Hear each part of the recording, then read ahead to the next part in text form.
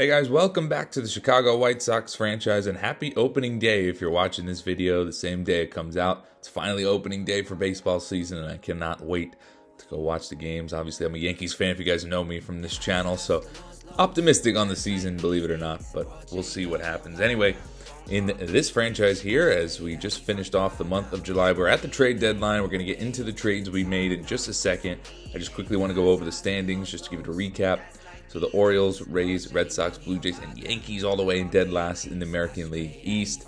I'm going to spoil a team we're going to make a trade with in a little bit, but in the American West, in the American League West, Astros have an 8.5 game lead. Here's the wild card standings right now. So you got a lot of teams still in it. The Red Sox, Blue Jays, Yankees still in the mix. I am actually going to make a trade with the Red Sox, so stay tuned for that. That'll be the first trade I show. So I'm actually making two trades in this episode with the Red Sox and the Orioles. So both teams fighting for a playoff spot. Orioles winning the division. I think the trades make sense, but you guys can let me know what you think. Braves are dominating the East. The Reds have the best record in baseball right now. And the Dodgers are leading the West by 5 games. And in the National League, it's just the Phillies, Diamondbacks, and Cubs that are going to have a spot. So anyway, let's get into these trades. And like I said, first up is with the Red Sox. 2 former Red Sox are actually going back to the team. Andrew Benintendi, who's batting over 300 this year. He's been a great leadoff hitter. He does have 15 million more of contract. We're gonna make believe like we would pay that money. So just to keep it, realistic, we're not making any big contract. We would say we would pay most of Benintendi's contract. We're also giving them back Yoan Moncada. He came over in the Chris Sale trade. He's had a great season. He's an all-star this year, 261, 11 home runs. He's actually been really solid in the lineup. He could play second for Boston, and Boston's going to give us their young second baseman, who's obviously not as good as Yoan Moncada at the moment, but he is pretty dang good. Vaughn Grisham, almost said Trent Grisham. Vaughn Grissom, he is coming over. He is 23 years old, second baseman, beat potential, low 70s overall. We'll see if he actually grows to that beat potential or not, but he could be our second baseman of the future. And the other move we're going to make is to the Orioles. We're going to make this trade right here. We're trading Michael Kopech and Andrew Vaughn for Heston Kjerstad. I think I'm saying that right. And Cionel Perez, a relief pitcher. So Michael Kopech, sub-3 ERA in 22 starts this season. He's been phenomenal starting for us, and the Orioles could always use an extra starter, so they get a good starter there. And Andrew Vaughn, who hasn't had the best year, but he is going to be playing first base for the Orioles. I'm going to show it in a second, but Ryan Mountcastle is actually hurt, so this actually works in their favor, not only getting that starter, but getting Andrew Vaughn to plug in at first as well. And Heston Kjerstad coming over, right fielder, 67 overall, a potential, but he is already 25, so that's pretty old for a 67 overall guy, but we have time and we have patience, and hopefully he can grow into something big here with this organization. He's only played 9 games this season and he's doing pretty dreadful, but that's why he's not going to be on a playoff team anymore. He's going to be on the White Sox where he could play every day and not worry about it and just focus on growing. The stats are there, promising, so we'll see how he does. And then the other guy we got was Cionel Perez. He was great a couple years ago with the sub-2 ERA. Last year, he was decent, mediocre. This year, he's off to a dreadful start. 14 games, he's got an ERA close to 6. And they have a lot of relief pitchers, so it just made sense. We need some bullpen arms. We get him, and there you go. Ryan Mountcastle's out for the whole season. He tore his MCL, so they need a first baseman. So Andrew Vaughn was just more of a sweetener, and that's how we were able to get Cionel Perez. A couple other roster moves before we get into a game. Touki Toussaint is going down. Awful. 6.39 ERA out of the bullpen in 80 and a third innings. He is going down to AAA. No one's going to claim him, I don't think. And coming up is Deivi Garcia, former Yankee, as he's been killing it in the minor leagues. 94 and 2/3. He's got a 2.47 ERA, so he's going to be called up, and he's going to slot into that Touki Toussaint long relief role. We moved Gavin Sheets from a right fielder to a first baseman. We don't have to see him make terrible throws in the outfield anymore that always go offline. So he'll be our everyday first baseman for the foreseeable future. He's having a great season as well. And we're going to call up Oscar Colas, who's batting 300 in AAA with 8 homers. He's going to be our everyday left fielder for now, and Kjerstad is going to play right field for us. So that wraps up the roster move. I think I have one more coming after this. But yeah, Oscar Colas having a great year in AAA, deserves the call up. He's 25 also, only 65 overall. So it's these guys where it's going to take some time, but we have the time. Here's our new look lineup. It's going to be Vaughn Grissom leading off at second base. So He comes in the leadoff spot. Eloy Jimenez is going to bat second still. I know someone said they didn't love Eloy second. I don't either, but look at this lineup. There's not really many options. Luis Robert, Gavin Sheets, Colson Montgomery, Paul DeJong, Kjerstad, Oscar Colas, and Max Stassi rounding out the order. So that's our new look lineup after the trade deadline. And we're going to make one more roster move before we get into a game. Noah Schultz is going to be promoted from AA to AAA. Look at those AA stats. 2.35 ERA and 130 innings pitched.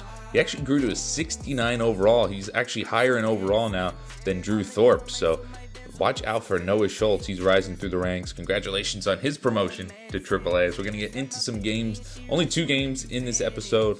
So it's going to be a little bit shorter than usual, but that's all right. We'll come back as we get to the tail end of the season here. So we're taking on the Oakland A's in this one. And it's going to be Paul Blackburn on the mound. For Oakland is, look at that, 2-10 record with a 5.35 ERA. So hopefully the bats can get going. In the top of the first, it's Eloy Jimenez. He's going to rip one into left field for a base hit. He's batting over 300 this year still, Eloy. He's been absolutely terrific. And that's why I've been justifying him in that 2-hole. Couple batters later, it's Gavin Sheets moving to first full time. And Gavin Sheets, no doubt about this one, to straightaway center field. A little bit towards left center, but that one's no doubted. And it's 2-0 Chicago in the first as Gavin Sheets continues to have just a great season, as that's number 23 for him now on the year. Gavin Sheets is exploding, and hopefully we can see more of this because he's putting up some terrific first baseman numbers. If he could do this, he's really good. Gavin Sheets, I like him.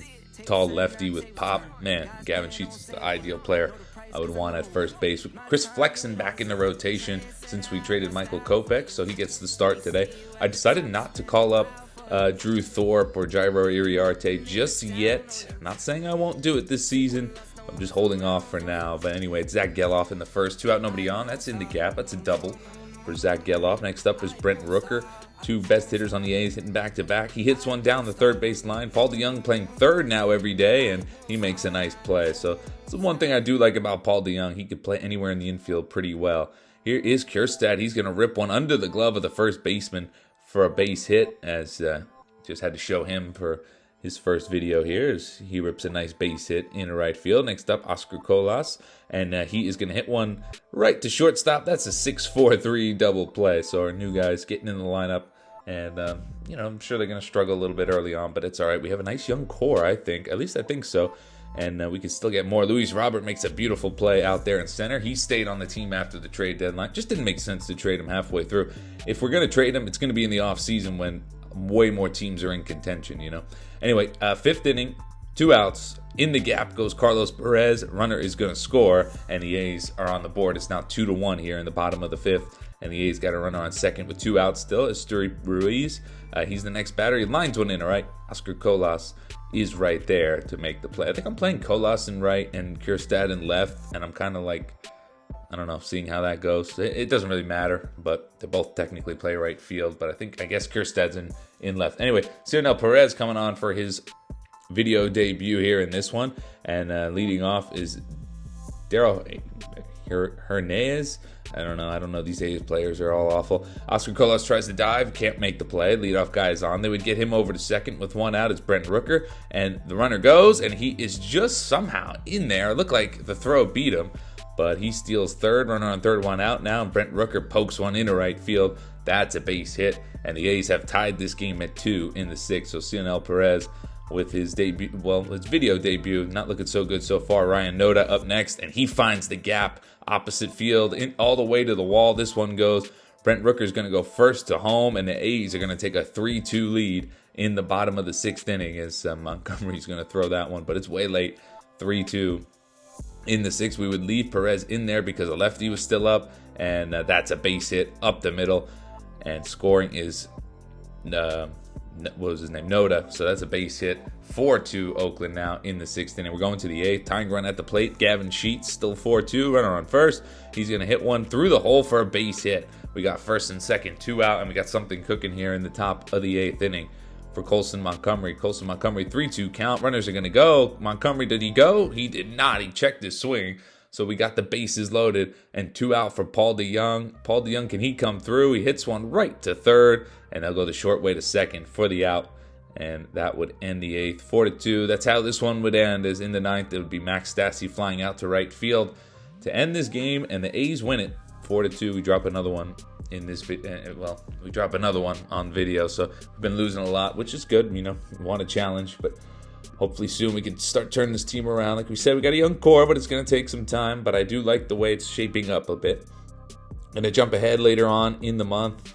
We are going to be playing the New York Mets. As you see, they are worse than us. My goodness, 54-83. No, they're not going to be probably great, but I thought they would be decent in real life, around 80 wins or so, maybe a little more.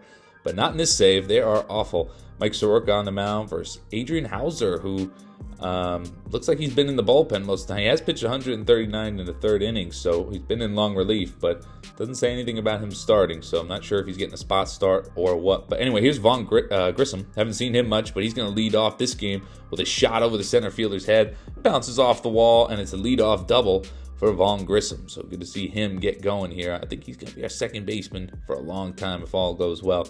Eloy Jimenez up next, and he is going to rip one up the middle. That's a base hit. Grissom rounds third. He is going to score, and the White Sox take an early 1-0 lead in this one. Gonna go jump ahead to the top of the second. Omar Narvaez up. He's caught looking by Soroka. Soroka would be absolutely dealing in this one. Spoiler alert. Bottom of the second, Oscar Colas. You had to show him a little bit. He rips a base hit in a right field. Nothing crazy, but he gets the rally started here in the second. Hopefully we can get something going.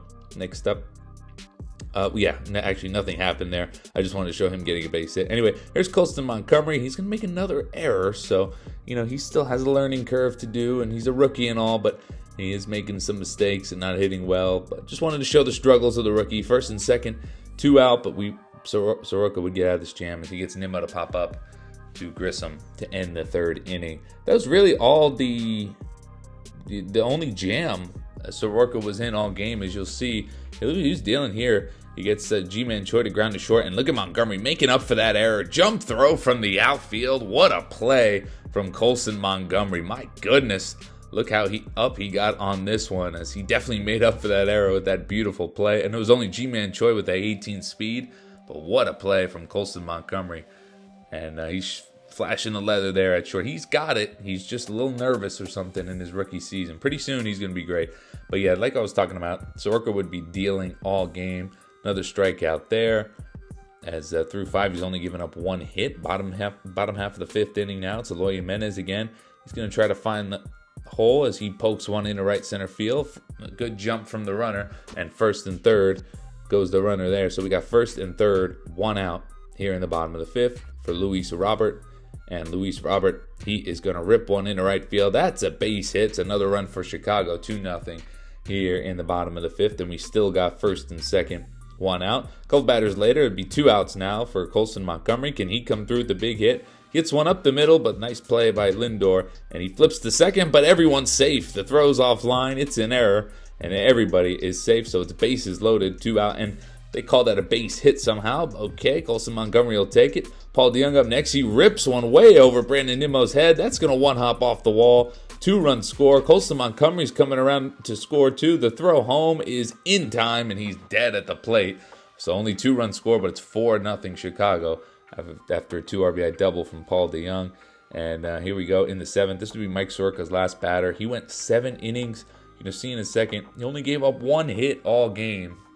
He was fantastic today, as 4-0 would be how this one ends. As we're going to just skip ahead to the 9th. Steven Wilson on the mound to close things off. Not a safe situation, but at least he ends the game. That's more than we can say for a lot of people, like Brevia, for example. But anyway, we finally get a win, and we'll see how this month went, as it actually didn't go too bad. We're 64-74, so we're not mathematically eliminated, but everyone knows we're not going to win here. We actually went on a really good win streak, 4 in a row to end off the month of August. So it was a pretty good month, actually, considering we traded some guys who were doing really well.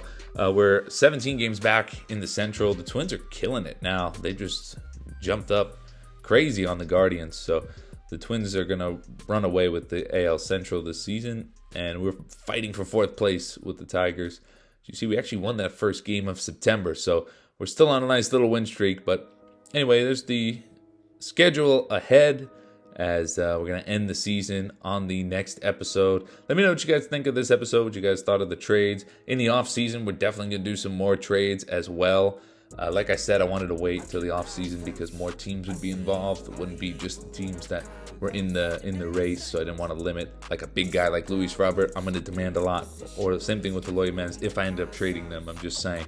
So that's going to be maybe a move for the offseason. But in the next episode, we're going to wrap up Season 1. So I hope you guys enjoyed. If you did, please don't forget to leave a like, and I'll see you in the next one. Shooting, I'm scoring, I'm going to set it out. Like soldiers torn, I'm going to set it out. Son of God, no, I am not son of man.